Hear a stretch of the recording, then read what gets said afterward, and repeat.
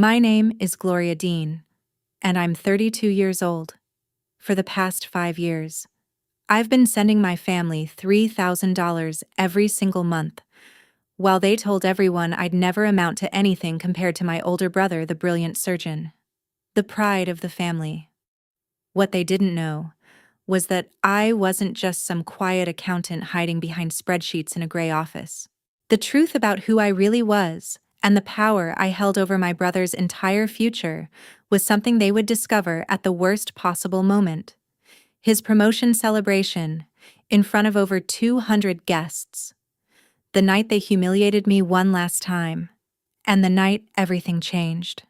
Before I continue, please take a moment to subscribe, but only if you believe in your true worth and don't let others define it. I'm curious where you're hearing this from and what the temperature is there right now. This is a fictional story, with some elements enhanced by artificial intelligence to make it more engaging and emotionally impactful. I hope you have a memorable experience. Now, let me tell you what really happened that night. The grand ballroom at the Grand Monarch Hotel in downtown Seattle looked like something out of a movie. Crystal chandeliers glowed warmly above rows of perfectly arranged tables, each covered in crisp white linens. Towering floral centerpieces, white lilies, and imported roses sat proudly in the middle of every table, probably costing more than most people spent on groceries in a week. Over 200 guests filled the room. Doctors in tailored suits, hospital executives laughing over champagne, medical residents standing nervously at the edges, hoping one day they'd belong in a room like this. And right at the center of it all stood my brother, Dr. Daniel Dean. At 38, he had just been appointed the youngest department chief in the history of Westbridge Medical Center. He wore a perfectly fitted charcoal suit that screamed success, confidence, and everything our parents had ever dreamed of. Behind him, a massive banner stretched across the stage, celebrating Dr. Daniel Dean, excellence in leadership. I, on the other hand, was seated at table 21, near the back, right next to the service doors. The placement wasn't an accident. While Daniel's colleagues and the hospital board filled the front rows, I was tucked away with distant relatives and +1's people whose names no one really remembered. My simple black dress suddenly felt too plain, almost invisible next to the designer gowns drifting past me. Gloria. Honey. Could you scoot your chair a little? My aunt? Margaret asked as she squeezed by. I want a clear shot when Daniel starts his speech. Of course, I said quietly, shifting without protest. From where I sat, I could see my parents moving gracefully through the crowd. My mother, glowing in a cream designer suit Daniel had bought her, smiled as guests congratulated her. My father stood beside her, one hand resting proudly on her back, nodding as if every success in that room somehow belonged to them. They hadn't looked at me once, not since the brief, automatic hug at the entrance. Your brother is incredible, the woman sitting next to me said. Leaning closer, she smelled like expensive perfume.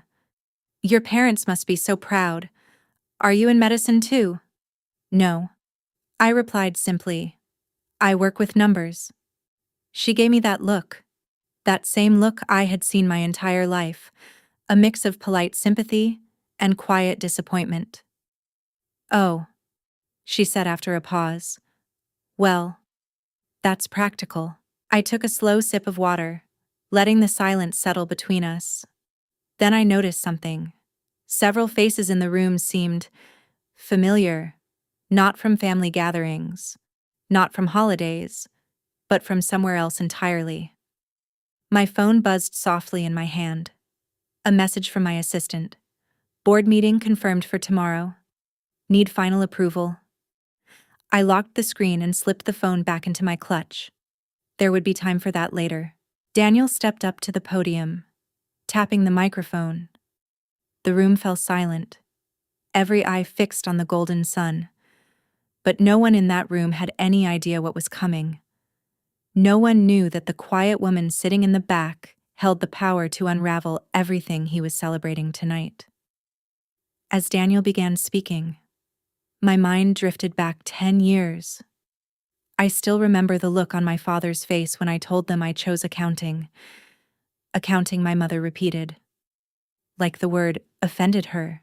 With your grades, you could have gone to medical school. I don't want to be a doctor, I said. I'm good with numbers. I like it. Liking something doesn't make it valuable. My father cut in. Look at Daniel. He's building something real, saving lives. And you, sitting behind a desk counting someone else's success. That was the moment I disappeared. After that, nothing I did mattered. Graduating with honors, landing a job at a major corporation, my promotions, all of it was met with the same response. That's nice. Gloria? But did you hear Daniel just published another paper 5 years ago? When my parents mentioned struggling with the mortgage after my father retired, I started sending money. $3,000 every month. Quietly. No explanations. No expectations. I thought, maybe if I helped enough, I'd finally matter. But at every family dinner, my mother would smile proudly and say, Daniel takes such good care of us. And I stayed silent, even when relatives praised him as the perfect son, even when my father raised a toast and said, at least one of my children understands responsibility. I just smiled and lifted my glass. Over 5 years, I sent them $180,000. That money paid off their mortgage, covered hospital bills, renovated their kitchen. But somehow, in their story, Daniel was the provider. Daniel was the hero. Must be hard being his sister. My cousin Lila joked one Easter. He saves lives, and you do taxes. Everyone laughed, including me. But that night, something inside me broke. That was the moment I stopped trying to earn their love and started preparing for this one. Daniel's voice pulled me back to the present. Family means everything to me, he said into the microphone. I almost laughed. And I couldn't have done any of this without my incredible parents. Behind him. The screen lit up. A slideshow began. Photo after photo of Daniel's life filled the room. Daniel in his white coat. Daniel receiving awards. Daniel shaking hands with executives. Daniel surrounded by grateful patients. Over and over again. Daniel, Daniel, Daniel. I counted 47 photos. I wasn't in a single one. Then a family photo appeared. Last Christmas. My parents standing beside him in front of the fireplace, smiling like they had everything they ever wanted. I remembered that moment. I was the one holding the camera, because someone had to take the picture. And of course, Daniel had to be in it. Your brother is truly exceptional, a man at the next table whispered to his wife. You can tell he takes care of his family. If only they knew. Every month. When I sent that $3,000, I added a note. For Mom and Dad. Love. Gloria. But every time I called, my mother would say things like, Daniel made sure we could afford the new roof. I heard it again through my Aunt Margaret later. You're so lucky to have a brother who handles everything. The slideshow kept going. Daniel's graduation front and center. My graduation hadn't even been posted online. His first surgery, his research awards, even the car he bought for my dad. The down payment I had sent that same month. Such a generous son. Someone murmured behind me. My phone buzzed again. A message from my assistant. The board needs confirmation for tomorrow. Westbridge funding decision. I typed back quickly. Tell them to wait. They'll have their answer tonight. On stage. My mother took the microphone, dabbing her eyes. We always knew Daniel was special, she said, her voice full of pride. He's worked so hard, sacrificed so much. He's everything parents could ever hope for. Her gaze drifted across the room. It passed right over me. Of course. We love both our children, she added lightly. Gloria is here somewhere in the back. She works with numbers. A soft ripple of polite laughter spread through the room. The woman beside me squeezed my hand. It's okay, she whispered. Not everyone is meant to shine. My mother continued, her voice glowing with admiration. But Daniel, he's given us everything. Stability, pride, a future. He's the reason we feel secure. My phone lit up again. A notification from my bank. Scheduled transfer $3,000 tomorrow. I stared at it for a second, then canceled it. As she handed the microphone back to Daniel, I did the math in my head. 5 years? 60 months? $3,000 each time. $180,000. All of it gone into their account. While I lived in a small apartment, drove an old car, and gave up everything just to make sure I never missed a payment. And somehow, in their version of reality, I was still the failure. That money could have been my down payment on a home. It could have paid for an MBA. It could have been my way out. But instead, every dollar I sent became another reason for them to praise Daniel. Daniel paid for your mother's treatment. No, I did. Daniel handled the mortgage. That was my bonus. Daniel surprised us with that anniversary trip, my entire tax refund. And somehow, none of it belonged to me. The worst part wasn't even the money, it was what it did to me. I was breaking under the weight of being invisible. Therapy twice a week. Just to cope with the anxiety of being erased from my own family's story. Dr. Keller asked me once, Gloria, what would happen if you told them the truth? They wouldn't believe me, I said. And at the time, I truly believed that. On stage. Daniel was finishing his speech, his voice smooth, confident, practiced.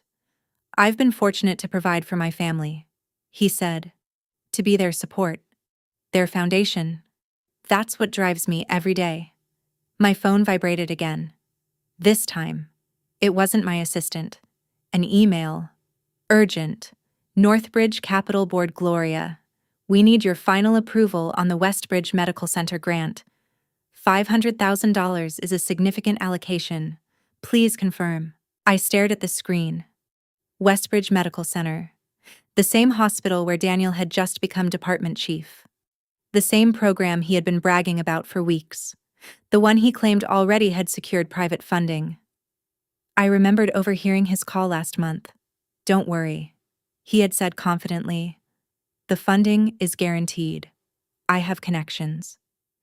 The irony almost made me smile. The disappointment, daughter, was the connection. Another message appeared. Unknown number. Ms. Dean, this is Robert Hayes from the Westbridge Board. I believe you're with Northbridge Capital. I'd like to personally thank you for considering our proposal. Everything was aligning, piece by piece, but no one else could see it yet. Back on stage. The room was glowing with admiration. Daniel lifted his glass slightly, smiling toward the front tables. I want to thank the board for believing in my vision, he said, gesturing toward the hospital executives seated nearby. Together, we're going to transform pediatric care at Westbridge, Daniel said, his voice full of conviction. We're going to save lives others would give up on. The room erupted into applause. And the funding we've secured, he continued, smiling confidently, will provide 50 full scholarships for underprivileged medical students. More applause. My mother was already crying. My father held her close, both of them glowing with pride, as if their world began and ended with him. I've personally ensured this funding will continue for the next 5 years, Daniel added. Because success means giving back. My phone kept vibrating. 3 emails from Northbridge Capital, 2 missed calls from my assistant. The board needed my decision tonight. 6 hours before their meeting. Then suddenly, a man in a tailored suit appeared beside my table. "Excuse me. Are you Gloria Dean?" Before I could respond, Daniel's voice echoed again through the room. "True success is about sacrifice for others." "Yes," I said quietly, turning back to the man. "I am from Northbridge Capital," he asked, disbelief in his eyes. The woman next to me nearly spilled her drink. "But you said you were an accountant?" "I am," I replied calmly. "I oversee a $12 billion budget." He blinked, then extended his hand. "Robert Hayes, Westbridge Board. I've been trying to reach you about the grant." I shook his hand. "It's my brother's event," I said simply. His expression shifted instantly. "Doctor, Dean is your brother, but he told us the funding came from external connections.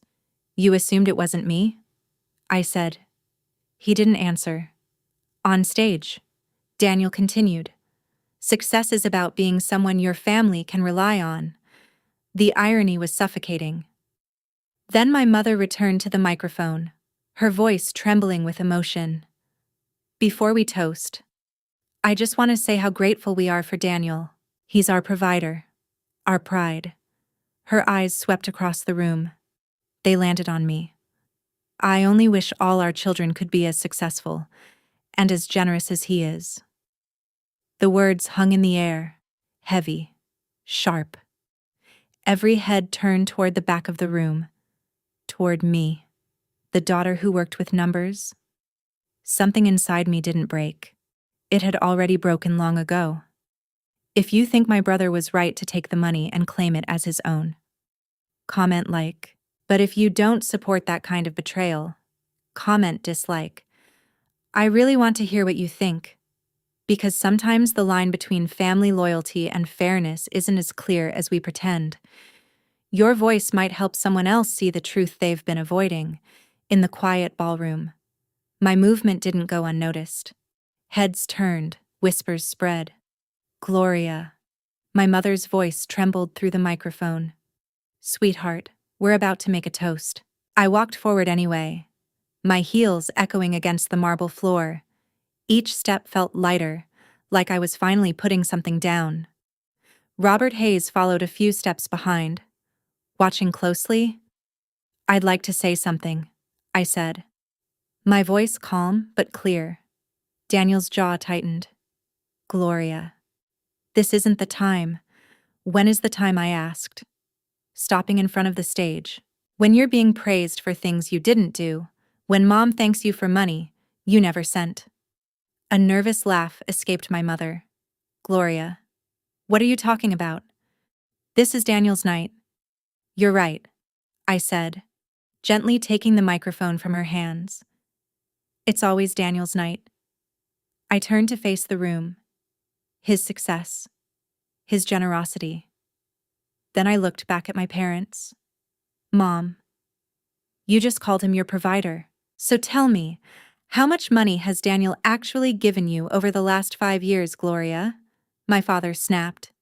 Standing up, "This is inappropriate." "Is it?" I asked quietly, "because I'm genuinely curious." I took a breath. "I've been sending you $3,000 every month for 5 years. That's $180,000. The room fell into stunned silence. And somehow, he gets the credit.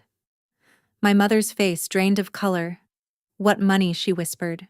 "We never received anything from you." The murmurs started instantly. Daniel stepped forward quickly. "She's confused. I have the records," I said, holding up my phone. "Every transfer? Every month? Would you like me to show everyone?" "This is ridiculous," Daniel said.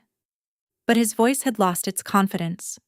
"Mom, Dad, tell her," he insisted. "Tell her what my mother asked." Her voice shaking. "Gloria, We never got any money from you. Daniel manages our finances. The silence that followed was heavy. Daniel manages your finances, I repeated slowly. So he has access to your account. The same account I've been transferring money into every month. Daniel's face turned pale. This is a family issue, he said quickly. We should talk about this privately. Like Christmas, I replied. When Dad thanked you for paying off the mortgage, I pulled up my banking app. Or Easter. When Mom praised you for the kitchen renovation, I turned the screen outward. Every month, $3,000. Memo line for Mom and Dad. Love. Gloria. Robert Hayes stepped closer. Perhaps this should know, I said firmly. We're not hiding this anymore.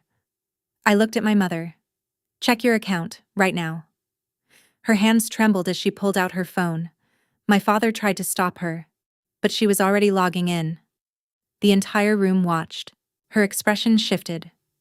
Confusion. Shock. Then pure horror. The balance, she whispered. There's only $500. That's impossible, my father said, grabbing the phone. We had savings? Daniel said check the transaction history, I said. My voice steady. Daniel lunged forward. That's enough. You're ruining everything because you're jealous. My jealousy, I repeated, stepping slightly to the side as Daniel moved toward me. Let's talk about yours. I kept my voice calm, steady, controlled. The investment account you opened in Dad's name, the one you've been quietly transferring money into for years. The same account you nearly wiped out chasing cryptocurrency. A sharp wave of gasps moved through the ballroom. Chairs shifted. Several members of the hospital board stood up, their attention locked on us. That's a lie, Daniel snapped. But there was something different now. His voice trembled. My mother was no longer looking at him. She was staring down at her phone, her fingers shaking as she scrolled through the transaction history. Daniel, she whispered, her voice breaking. These transfers, they're not staying in our account. They're being moved somewhere else. She looked up at him slowly, as if she didn't recognize the man standing in front of her. Your name is on it. Silence fell like a weight. You took it, she said, barely audible now. You took Gloria's money. I invested it, Daniel said quickly, his words rushing together. For the family. For your future. You lost it, I replied. He shook his head. You don't understand, I understand perfectly, I said, cutting him off. I work with numbers. I let that sink in. 40,000 in crypto. 30,000 in a startup that collapsed within 6 months. 20,000 in options trading. Every number hit harder than the last. You didn't invest, I said quietly. You gambled. I turned away from him and faced the room. And since we're talking about numbers, I continued, my voice carrying clearly across the silent crowd. Let me give you one more. I paused just long enough. $500,000. A ripple moved through the board members. That's the grant Northbridge Capital is supposed to provide to Westbridge Medical Center for Daniel's program. Now every single board member was standing. Gloria, Daniel whispered, stepping closer. Please. But I didn't stop. Ms. Dean, Robert Hayes said, his tone sharp with disbelief. Northbridge Capital. You mean the firm that funds nearly a third of our research initiatives? The same. I said simply. Phones appeared everywhere. People were searching, verifying, realizing. Daniel tried to recover, straightening his jacket, forcing composure back into his posture. Whatever position my sister thinks she holds. Thinks I interrupted, my voice cutting through him cleanly. Your entire promotion stands on whose foundation? Daniel. He opened his mouth, said nothing. Then explain this, I said, raising my phone. 17 missed calls last month. From you, asking about Northbridge's funding allocations. I stepped closer. Why did you ask me if I knew anyone in corporate philanthropy, Doctor? Evelyn Carter rose slowly from her seat, her expression tightening.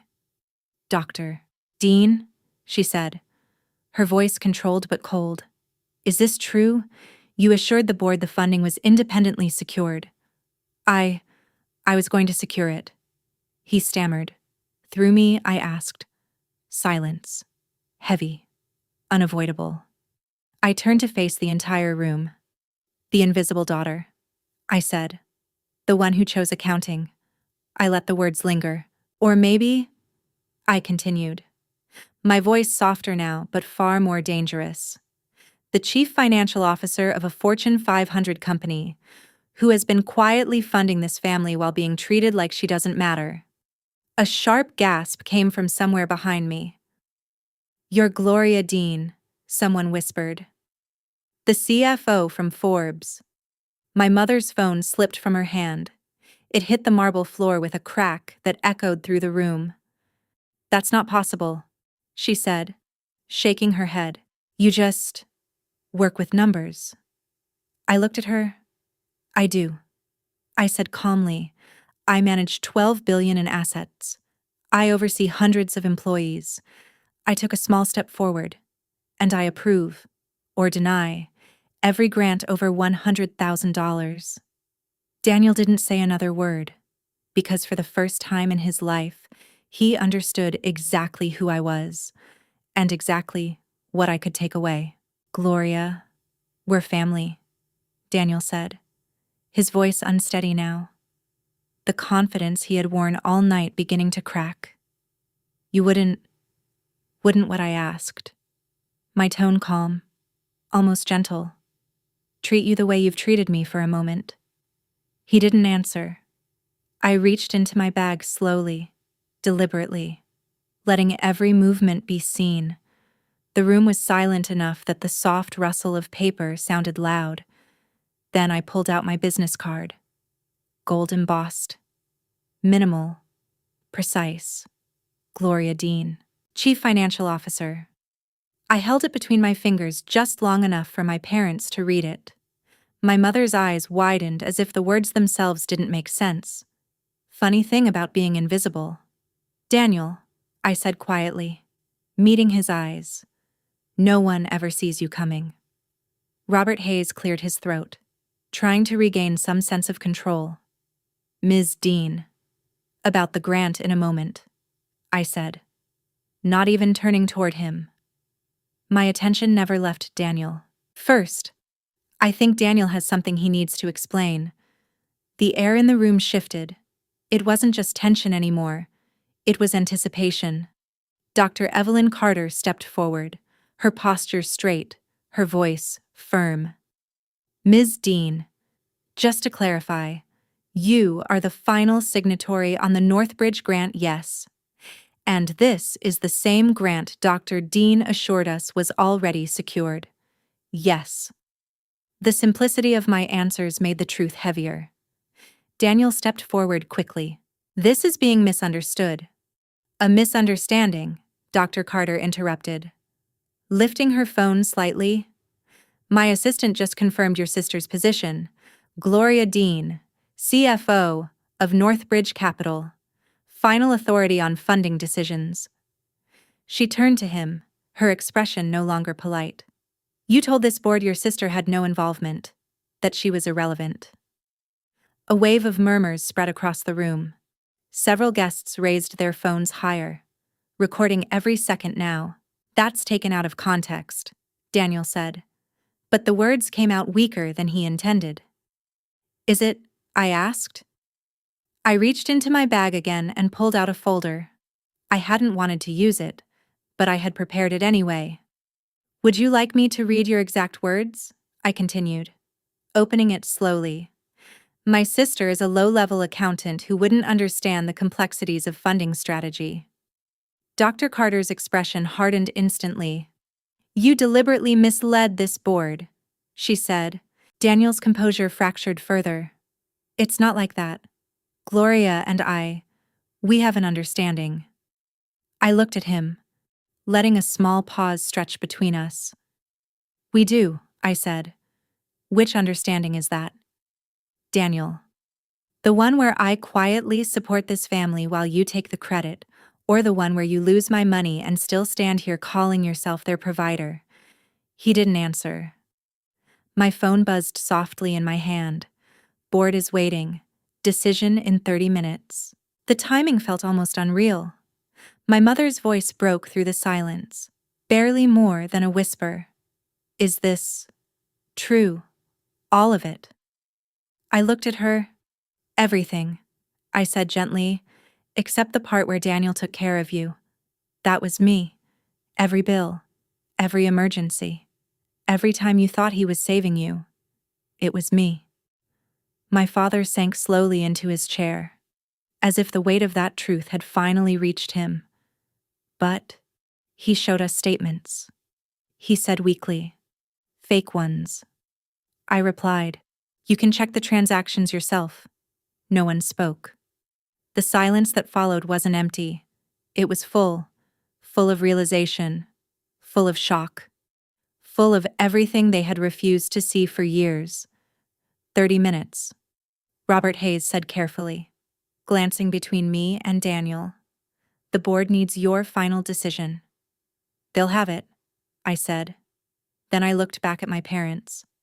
But first, this family needs the truth. And that's when it happened.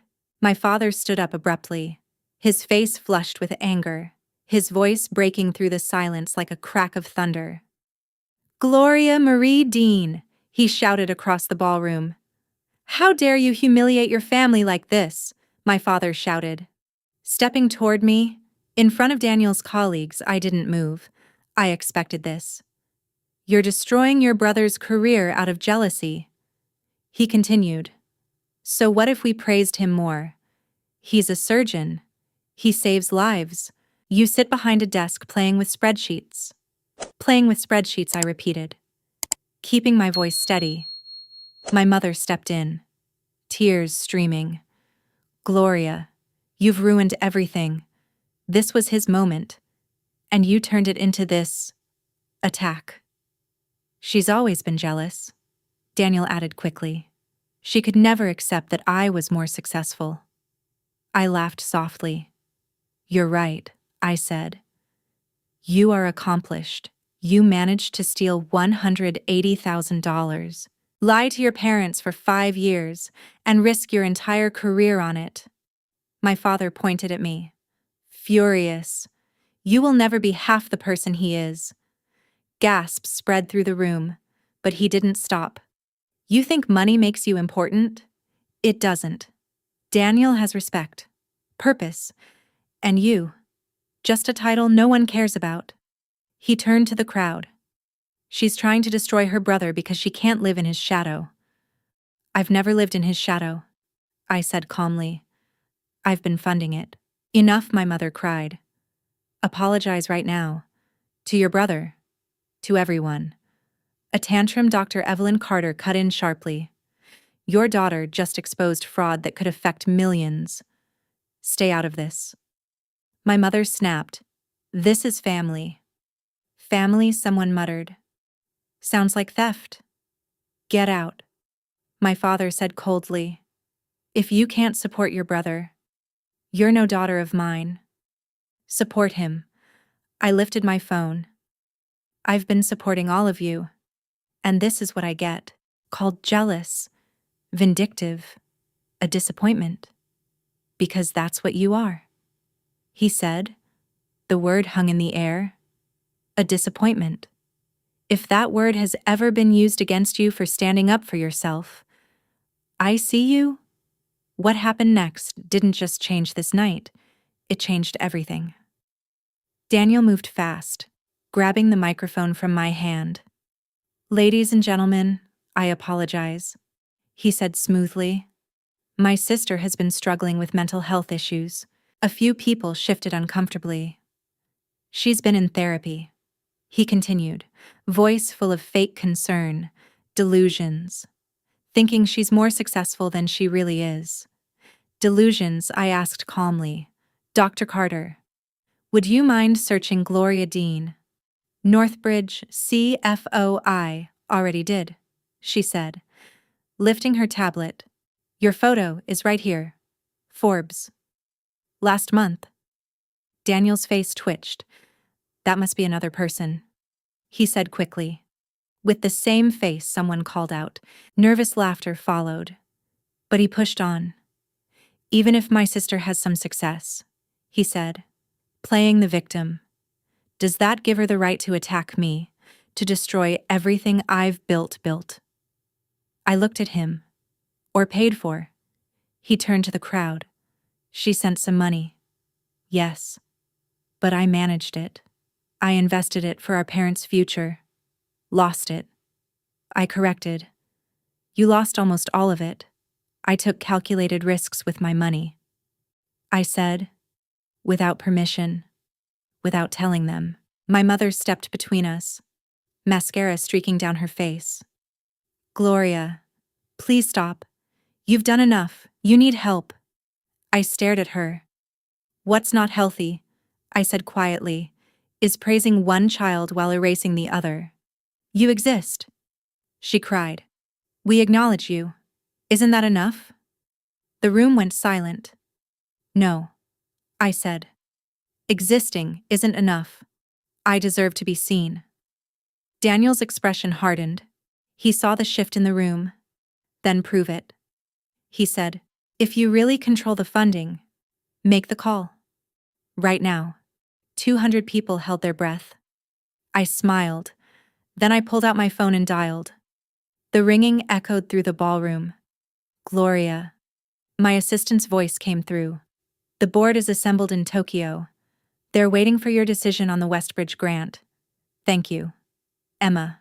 I said. Please connect me to Mr. Yamamoto. One moment. Daniel's face turned completely white. Board members moved closer. Then a deep voice filled the room. Gloria. We've been waiting. The $500,000 grant for Westbridge Medical Center. Do we proceed, Mr. Yamamoto? I said clearly. I'm currently at their event. I'm putting you on speaker. Of course. Good evening, the voice said. Calm and authoritative. This is Kenji Yamamoto, chairman of Northbridge Capital. A ripple of shock spread instantly through the ballroom. Doctor. Carter gasped, her hand flying to her mouth. Around the room, phones were raised, recording, documenting every second. Mr. Yamamoto, I said, my voice steady despite the tension tightening in my chest. Before we proceed, could you confirm my role for everyone here? Certainly, he replied without hesitation.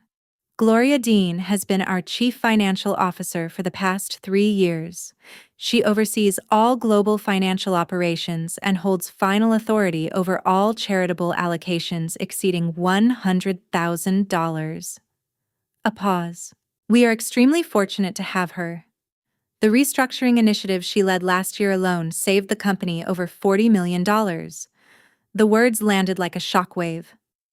My mother's knees seemed to give out as she sank into the nearest chair. Her face drained of all color. My father stood frozen, his mouth slightly open, as if he had forgotten how to speak. Thank you, Mr. Yamamoto, I said quietly. Now, regarding the Westbridge grant wait, Daniel rushed forward, his composure finally cracking. Gloria, please. We can talk about this. Privately. As a family? I turned to face him fully. As a family, I repeated. Like when you took my money without telling me. Like when you stood here tonight and let everyone believe you were the one providing for them. His expression faltered. But he pressed on. This isn't the place. The grant. Gloria. Mr. Yamamoto reminded gently over the line. I looked at Daniel, then at my parents, then at the hospital board, watching with growing unease. And then I made my decision. I am denying the Westbridge Medical Center grant. For a split second. There was silence. Then the room erupted. Voices overlapped, shocked murmurs. My mother began sobbing. Daniel stepped toward me, his voice desperate, pleading, almost unrecognizable. Gloria, please don't do this. I raised my voice, cutting through the chaos. However, I continued clearly. I am approving a $500,000 grant to establish the Dean Foundation for Accounting Excellence. The room quieted again, confusion replacing outrage. This foundation will provide full scholarships for students from low-income backgrounds pursuing degrees in accounting and finance. A different kind of murmur spread now, not outrage. Awe. Excellent decision. Mr. Yamamoto said, "Would you like the first scholarship to carry your name?" I glanced briefly at my parents, at the people who had never truly seen me. "No," I said. "Call it the Invisible Achievement Scholarship." There was a pause on the line, then a note of approval in his voice. Very fitting. "We'll begin processing immediately." He hesitated. "One more thing. The board asked me to remind you about next week's announcement." Dr. Carter stepped forward instinctively. "What announcement? Gloria Dean is being promoted to President of Global Operations," he said. "The youngest in company history. Congratulations, Gloria." The line went dead, and the silence that followed was absolute. Daniel stumbled backward, gripping the edge of the podium for support. You just cost the hospital $500,000, he said hoarsely. "No," I replied, my voice calm. "You did. The moment you chose to lie." "This is insane," he snapped, his voice breaking. "You're destroying healthcare funding out of spite." "Spite," I repeated, almost softly. Then I reached into my bag and pulled out the folder I had carried with me all night. "Let's talk about destruction." I placed it into my parents' hands. "Read it." My father hesitated, but my mother had already opened it, her hands shaking violently.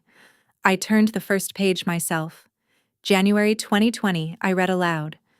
$3,000 transferred into your joint account." I flipped to the next line. Same day. $3,000 transferred out, into an investment account under Daniel's name. A murmur rippled through the room. Page after page followed the same pattern.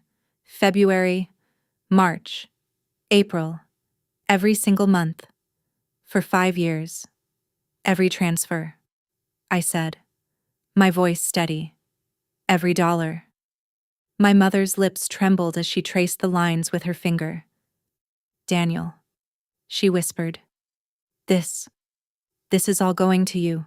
He shook his head quickly. Too quickly. "It was for investments," he said, his voice strained. "For your future." I was trying to grow it, but even as he spoke, the room had already begun to turn against him. Because for the first time, the truth wasn't invisible anymore. "Then where is it?" my father demanded, his anger finally turning. "Where's the money?" I flipped to the next page. Crypto losses. 42,000. Failed startup. 33. Day trading. 58. Luxury car lease in Daniel's name. 40,000. I looked at him. "That Porsche you drive. Not your salary. That's my money." The room buzzed. Phones were everywhere. "But this is the worst part," I said, pulling the final statement. December last year. 50,000 withdrawn, claimed for mom's emergency surgery. I turned to her. "Did you have surgery?" "No," she whispered. "I haven't been in a hospital in 2 years. That money covered your gambling debts." "Didn't it?" I asked. Then I looked at the board. "Dr. Carter, did you know your department chief has a gambling problem? 3 rehab visits in 2 years." Her expression turned cold. "Dr. Dean, is this true?" Daniel said nothing. 80,000? 180,000. I said softly. Every dollar I sent. stolen by the son you worship. How could you? My mother whispered. I was trying to grow it. Daniel said weakly. No. I replied. You were feeding your ego. Robert Hayes stepped forward. Dr. Dean, this requires immediate review. This is family, Daniel snapped. Not anymore, Dr. Carter said. You made it professional the moment you lied. I can fix this, he said. I'll find new funding. With what credibility, she asked. Silence. Everything he built was collapsing. I turned back to the room. Let me be clear about what happens next. Daniel tried to speak, but I raised my hand. You've controlled the story long enough. I faced the board. The Northbridge grant is officially declined. However, you may submit a new proposal within 30 days under different leadership. We're prioritizing nursing and mental health programs. Dr. Carter nodded slowly. Understood. Thank you, Ms. Dean. As for the Dean Foundation, I continued, it launches next month. 100 full scholarships, tuition, books, living expenses. A gasp spread. That's millions. Someone whispered. 5 million. I said. My personal contribution. Daniel slumped against the wall. You're ruining me. No. I said quietly. You did that yourself. I'm just done hiding it. I said quietly. I turned to my parents. The transfers stop now. If you need help, ask me directly. But this time, I want honesty. I want acknowledgement. Gloria. My mother cried. We didn't know. You didn't want to know. I said. It was easier to believe Daniel was perfect than to see me. That's not true, my father said. But his voice was weak. Then tell me. I challenged. What's my exact job title? Where do I live? What's my middle name? Silence. They didn't know. After 32 years, they didn't know. Your son has put you in serious debt. I continued. Softer now. Loans in your name. Credit cards you've never seen. You're facing bankruptcy. My mother looked at me. Desperate. Will you help us? I'll pay for a lawyer and a financial advisor. I said. They'll show you everything. But I won't give you more money just for it to disappear again. My father nodded slowly. That's fair. I placed my business card on the table. When you're ready to know your real daughter, call me. But only if you're ready to respect her. They stared at the card. Gloria Dean, Chief Financial Officer, Future President. A title they never cared to learn. I faced the room one last time. This isn't revenge. I said. It's truth. And boundaries. I looked at Daniel. You're talented. That's real. But it doesn't give you the right to steal from me. Then I turned back to my parents. I loved you. That's why I helped. But love without respect? Isn't love? Gloria. Daniel's voice broke.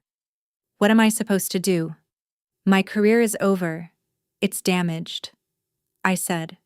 What happens next depends on you. Take responsibility. Get help. Make real changes. And us. My mother whispered. How do we fix this? Start by seeing me, I said. Not who you wanted me to be. Not who you dismissed. Me, doctor. Evelyn Carter stepped forward. Miss Dean, I apologize. We should have looked deeper. Yes, I said. You should have. But Daniel is convincing. He almost convinced you too. Robert Hayes asked. Almost, I said. But numbers don't lie. Even when families do. I picked up my bag. My assistant will contact you about future opportunities, ones that don't involve my brother. Then I turned and walked away. As I walked toward the exit, the crowd parted silently. Some looked at me with admiration, others with shock, a few with quiet judgment. I didn't care. Gloria, my mother called. Please don't leave like this. I paused at the doorway and turned back. I've spent 10 years leaving these gatherings feeling invisible. I said, "This is the first time I'm leaving with my dignity." "We're your family," my father said. "Yes," I replied. "But family isn't permission to treat someone as less. It should mean respect, not favoritism." "When will we see you again?" my mother asked. "When you can introduce me without mentioning Daniel. When you can be proud of who I am." I held her gaze, not disappointed in who I'm not. Then I walked out. I hadn't even reached my car when my phone started buzzing. A message from Dr. Carter. "Emergency board meeting. Daniel under review." Another from Robert Hayes. 50 students affected. The board is demanding answers. Then one that made me stop. From Daniel's wife. "Emily, I'm leaving him. This isn't the first time. He refinanced the house without telling me. The kids' college funds are gone. I'm sorry I stayed silent." I sat in my car, staring at the screen as everything unraveled. Someone had streamed the entire scene. The video was already spreading. My phone rang. "Gloria," Emma said. "3 board members asked if you'd join Westbridge's board. They want to rebuild." "No," I said. "I don't mix family with business. And a reporter is asking for a statement. Send the press release. Nothing about tonight." Another call came in. "Dr. Carter. Ms. Dean. The board has voted. Dr. Dean has been placed on administrative leave.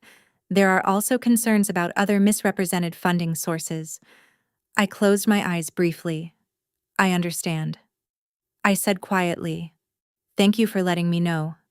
Despite everything, I didn't want Daniel completely destroyed. "The board is asking," Dr. Carter said carefully, "if Northbridge would reconsider under new leadership. Full transparency. Submit a new proposal." I replied, "We'll review it like any other." After the call, I checked my parents' account. $487. 5 years? Gone. A message from Emily followed. "The house is in foreclosure. He hid everything. Can you recommend a lawyer?" I sent 3 names. Daniel hadn't just lost face. His career was suspended. His marriage was over. 3 days later, my mother called. "Gloria, we need help." I already knew. 200,000 in debt. She said, "Loans, credit cards, a second mortgage. And Daniel, he's gone. Fired. They found out. He was selling medical supplies."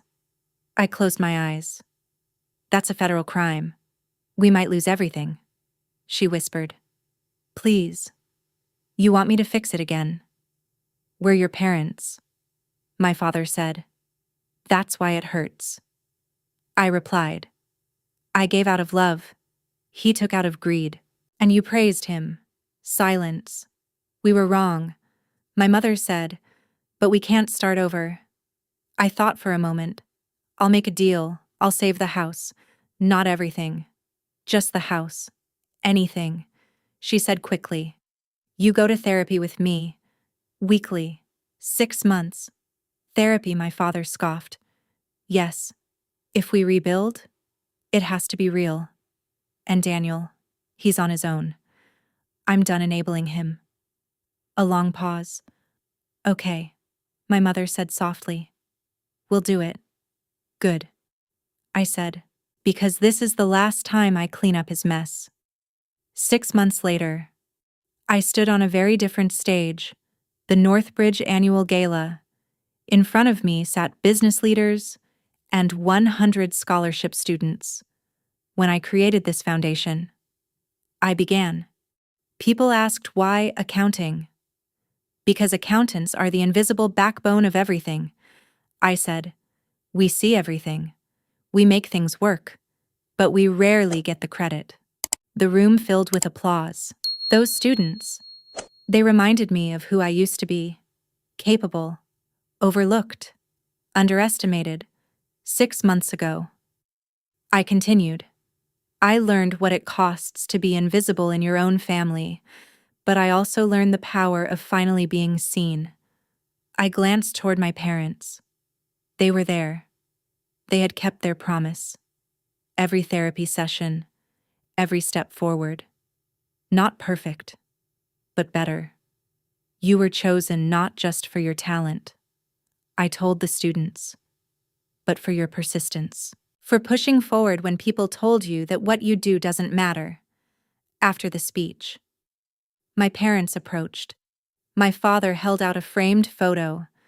Gloria. His voice shook. We wanted you to have this. It was my graduation photo, one I had never seen before. They had restored it carefully. We found everything. My mother said softly, your awards, your letters, we kept it all. We just never looked. I swallowed. How's Daniel? I asked. He's in rehab. My father said quietly. Court ordered. Probation if he completes treatment. Emily left. The kids are with her. We see them every week. My mother added. We tell them their aunt is helping with their future. I nodded. They deserved better. Thank you, my father said, for saving the house. And for making us face the truth. I gave a small smile. Dr. Keller told me you'd say that. You've been seeing her too, my mother asked. For 3 years. I said. She helped me find my voice. We stood there together, not the family we used to be, but maybe something new. A year later, I understood something important. Boundaries aren't walls, they're bridges. They make space for real relationships, built on respect, not obligation. Now we have dinner once a month. They listen when I speak. They don't compare me anymore. Daniel is rebuilding his life quietly. We haven't spoken. But I've heard he's trying. And the students, they write to me often, sharing their successes, proving that being overlooked doesn't define you. If you've ever felt invisible, remember this. Your value doesn't depend on someone else seeing it. But sometimes, you have to stop shrinking and finally choose to be seen. So now I want to ask you something. If you were in my position, would you have exposed everything in that moment knowing it would destroy your brother's reputation and possibly his entire career? Or would you have stayed silent to protect your family's image? And on the other side, do you think what Daniel did can ever be justified as trying to help the family, even if it involved lying, taking money without permission, and risking everything? Where do you draw the line between loyalty and self-respect? Because sometimes, the hardest choices aren't between right and wrong, they're between protecting others, and finally, protecting yourself. I really want to hear your thoughts. Looking back at everything that happened, I realized something I wish I had understood much earlier in my life. Being loved is not the same as being valued. For years, I kept telling myself that if I gave more, sacrificed more, stayed quiet a little longer, my family would finally see me. I believed that love meant endurance, that if I just kept showing up, even when I was overlooked, eventually things would change. But they didn't. And the truth is, they couldn't, because I was allowing myself to disappear. What hurt the most wasn't the money. It wasn't even the betrayal. It was the feeling of being invisible in a place where I should have mattered the most. And I know some of you understand that feeling deeply, being the one who supports everyone, who carries the weight silently, while someone else receives the recognition. It slowly breaks something inside you, until one day, you either lose yourself completely or you finally decide to choose yourself. That night, I didn't stand up to destroy my family. I stood up to stop losing myself. And that's the lesson I want to share with you. Your value does not decrease just because someone refuses to see it. You don't have to prove your worth by sacrificing your dignity. Love should never require you to become smaller, quieter, or invisible. Real love sees you. It acknowledges you. It respects you. Setting boundaries doesn't make you selfish. It makes you honest. It creates space for relationships that are real, not built on obligation, guilt, or silence, but on mutual respect. And sometimes, the most powerful act of love is refusing to continue a pattern that hurts you, even if it disappoints others. If you've ever felt like the invisible one, I want you to know this. You matter more than you think. And your story, your voice, your experience, it can help someone else find the courage to stand up for themselves too. So if this story resonated with you, don't just watch and scroll away. Be part of something bigger. Share your thoughts in the comments. Your voice could be exactly what someone else needs to hear today. If you believe in stories that bring truth, healing, and strength to others, take a moment to like this video and subscribe to the channel, because every single action you take here helps build a community where people feel seen, heard, and valued. And maybe, together, we can remind each other that no one deserves to remain invisible.